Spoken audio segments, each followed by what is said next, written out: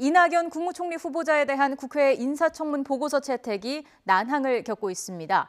내일 국회 본회의를 앞두고 여당 원내지도부는 협조를 구하는 기자회견을 열었지만 야당은 여전히 파상 공세를 준비하고 있습니다.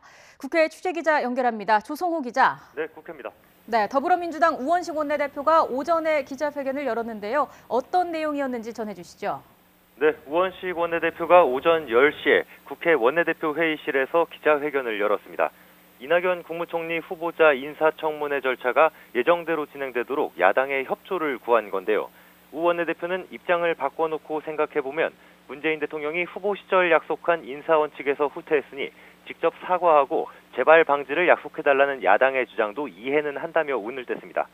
다만 문 대통령이 밝힌 인사의 큰 원칙은 지키겠지만 실제 운영에서 불가피한 상황을 고려해달라며 국회가 진정한 협치의 정신을 발휘해달라고 요청했습니다. 우 원내대표의 회견 내용 일부를 직접 들어보시죠. 국정의 공백이 더 이상 길어지면 안 된다는 점은 여야를 떠나 모든 같은 생각일 것입니다. 협치의 정신만 앞세운다면 이 국면은 쉽게 풀어갈 수 있습니다. 우 원내대표는 그러면서 새로운 인사청문회 기준을 함께 만들어보자고 야권에 제안했습니다.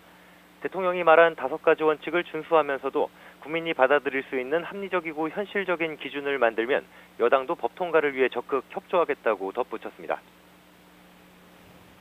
네, 민주당의 입장과는 달리 야당의 반발은 계속되고 있죠. 네, 그렇습니다. 야당들은 공세를 벼르고 있습니다. 지난주 금요일 청와대 사과 이후 이낙연 국무총리 후보자의 국회 인준 절차를 일단 미뤘고 강경화 외교부 장관 후보자와 김상조 공정거래위원장 후보자의 위장전입 문제까지 드러나면서 파상 공세로 전환했습니다. 특히 문재인 대통령이 공약한 공직자 원천 배제 5대 기준을 내세우면서 문 대통령이 직접 사과를 요구하고 나섰는데요. 하지만 청와대는 대통령 사과는 없다고 분명히 선을 그은 상태입니다. 내일 당장 국회 정보위에서 서훈 국가정보원장 후보자 청문회가 열리는데 대국관과 안보관을 집중 공격할 것으로 예상됩니다. 또 다음 달 2일 열릴 김상조 공정거래위원장 후보자에 대해서는 이미 제기된 위장전입 의혹을 추궁할 걸로 보입니다. 강경화 외교부 장관 후보자의 청문회에서도 위장전입과 2달의 증여세 지연 납부 문제가 발목을 잡을 수 있습니다. 자유한국당과 국민의당, 바른정당, 이른바 야3당은 내일 본회의를 앞두고 의원총회를 열어 인사청문회와 관련해 소속 의원들의 의견을 취합할 예정입니다. 야3당이 공세 강화로 돌아서면서 이번 주가 이낙연 후보자 임명 동의안 표결은 물론 정부 출범 초기 인사청문회 전국의 중대 분수령이 될 걸로 보입니다. 지금까지 국회에서 YTN 조성호입니다.